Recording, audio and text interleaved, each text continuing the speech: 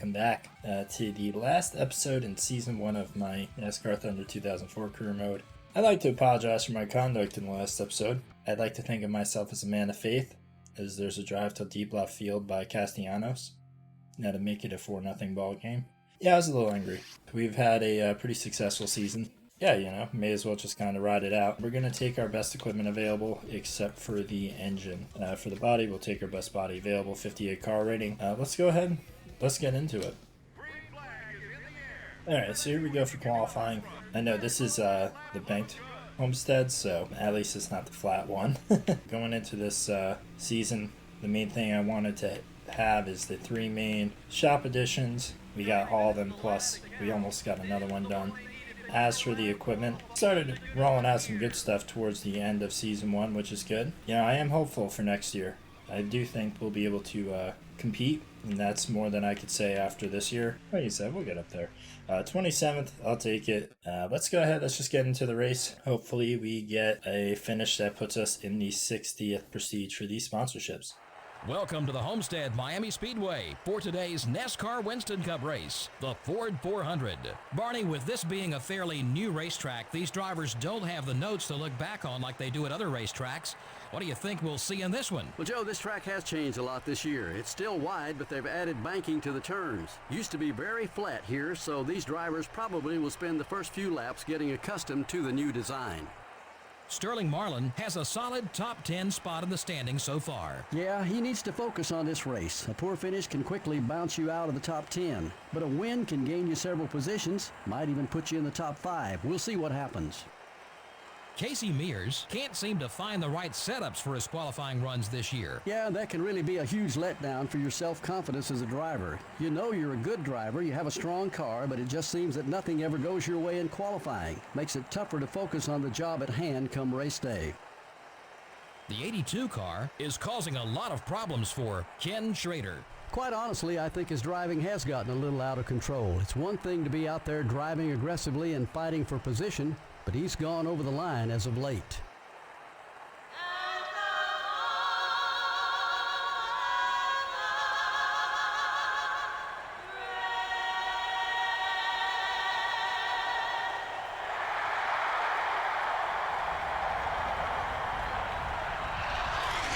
Gentlemen, start your engines.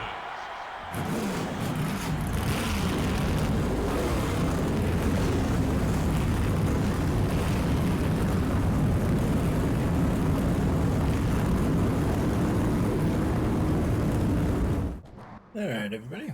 Welcome to Miami. Finishing the season just a few hours south of where it all began in February. So there is a lot of fast cars in the back and then slow cars up front. Let's go ahead, get into it, and yeah, let's cap this season off with a bang, shall we? Actually, let's not cap it off with a bang. Let's have a nice calm race. Yeah, we seem to be doing okay, especially when they're running 3 wide. These are the slow guys. It's just these straights, so you could just, you know, getting fucking pulled. I'm driving a Prius, basically. Look at that. Like, I'm able to float that corner off throttle, and Greg Biffle's just slowing up. It's just embarrassing on the straights. Like, look at this. Even in the draft. Just wave goodbye, everybody. A lot of these guys are just so fucking slow. We've got 2.5 left. So we can go another lap. We may as well, just in case there's a caution. I know every once in a while they like to wreck each other. We're just not fast. The lack of engine is apparent. I am just counting down the laps, if I'll be frank. Jeez. Like, I'm faster than them in the corners by a significant amount, and I am slower than them on the straights by a significant amount. It's kind of crazy. Now, it would be kind of cool if all these guys are pinned a lap down. This way I would be a guaranteed 30th. But, probably not going to happen. We've got 5.3 in the tank, so we've got like another 3-4 laps. Yeah, pretty uneventful race, but I'm just trying to get the best finish I can. Alright, last time around before I go pit. I could go longer if I wanted to, but I'm already a lap down. I'm not going to actually make it looser because at the start of that stint, and during some parts of that stint, I was sliding into the corners. So we'll just we'll leave it as is. Go ahead here. It looks like Mike Skinner has DNF'd in what is going to be his last NASCAR race. So 41st is my position, so last car on track. Yeah, that's the only thing is the weird strategies of the AI here. I don't know why some of them pit so short and then pit so late. Like, you can see I'm just starting to pull people. It's just because their tires are dead, you know? Like, yeah, I guess I'll kind of do some monologuing about the season here. First things first, I would say that I'm pretty happy with how things have gone. I know that sounds crazy considering the absolute ass kickings that I've taken this year. The thing about this career mode on this game is it is extremely difficult at the start. We also, you know, we had some good runs. Indianapolis, we were very deserving, you know, 6th place, I think. Maybe it was 7th, one of the two. Talladega, Daytona 500, we had a good race. Daytona for the Pepsi 400 was kind of eh. You know, amongst all things, we found some success with tracks that we didn't think that I would be good at, you know. I'm not very good at Pocono. I straight up am not, and I think we bagged a 30th and a 35th. I know it's not exactly like the greatest thing ever, our finishing positions or points position or anything like that, but we got all of our shop upgrades that we wanted. You know, we were never close to getting bankrupted. Yeah, I consider that a success. That's kind of my take on it is, yeah, it was a brutal season. We could have had much better finishes, actually. So yeah, with all that being said, looks like we are going to be 37th here. I know Tony Stewart has us 3 laps down at the moment, but he's got to pit again. But yeah, you know what? And the other thing I want to say is, you know, thank you for sticking by. If you've been watching this career mode, you know it's not always been easy. There's been many races I've been pessimistic about. Not only our chances, but the way the entire race is going to go. Hey, you know what? I mean, with everything that's happened this season, yeah, I just want to say thank you. A few laps away here from the end. I think Tony Stewart's still in the lead, even running as long as he did. Yep, there he is. It would, yep. And it would not be a career mode episode if I did not get a train run on me. This very quickly became just a survive 35th position. Yeah, my tires are dying off. I really wanted 35th because I think 35th would give us +1 to the prestige. Pretty sure with this finish, Tony Stewart's going to win the championship. Alright, well, 38th position.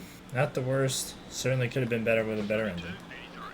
Tony Stewart wins the race, and by virtue of that, he's going to win the championship, so good for him. For us, you know, just tough run. This is what our rival situation looks like. Big, meaty payday again. You can see that those happiness bonuses are big time. They've been 7, 5, 9K. That's like doubling. Oh, that's more than the actual payment for the associate. Damn. Really gotta like me to get that. But Tony Stewart just dominated all day. 62 laps led. Dale Jarrett almost got him at the end, but not quite. Finished in second. A rare race where both first and second finished first and second. And here's your top 10. Got, yeah, it was just regular race, really. Just about where you'd expect everybody to finish here. Ashton Lewis in 30th, though. Monster run from him. We're in 38th, and yeah, we lost Mike Skinner and Michael Waltrip due to DNF. So let's go ahead here. Let's get into the off season, kind of see how things go. We'll go ahead here, look at the stats and whatnot for anybody interested. As you can see, Tony Stewart won. Actually, Tony Stewart had won the championship already. I don't think anybody could have. No, Ryan Newman could have caught him, but Ryan Newman was nowhere near. So Dale Jarrett, Dale Earnhardt Jr., and Jeff Gordon. Dale Jr. honestly probably could have won the championship, but he DNF'd like 3 or 4 times and got stuck in the back due to some stuff with me. Terrible year for Kevin Harvick. You can kind of see everybody here just as I scroll through. So some surprises here. Not a lot of them, though. Yeah, there we are, 41st. We ended up a whole 9 points behind Mike Skinner. For driver stats, you can see some of these guys started only 16 races, but we had a total of 6 poles, which if you go up here, Jeff Gordon with 9 poles. He's on pole for a quarter of the year. Tony Stewart, me with 6. Ryan Newman, Dale Jr., Dale Jarrett, and all these guys had 1. Rookie of the year, it's going to be Jamie McMurray. And it was basically locked in for the last like 4 or 5 weeks of the season. Yeah, nobody else is really even close. For the pole award, that goes to Jeff Gordon. Manufacturer, Pontiacs in dead last. Dodge, Ford, Chevy. Lap champion ends up going to Tony Stewart, and by honestly an insane amount, 175 or 77 laps, excuse me, ahead of Jeff Gordon. We'll go and hit new season. Mike Skinner retired and was not replaced. Kyle Petty retired and was not replaced. I'm going to click yes just to show you that I am still on these same settings. 36 races, legend, 25%. That's our end of the season shenanigans done. Yeah, thank you very much for watching, tuning in.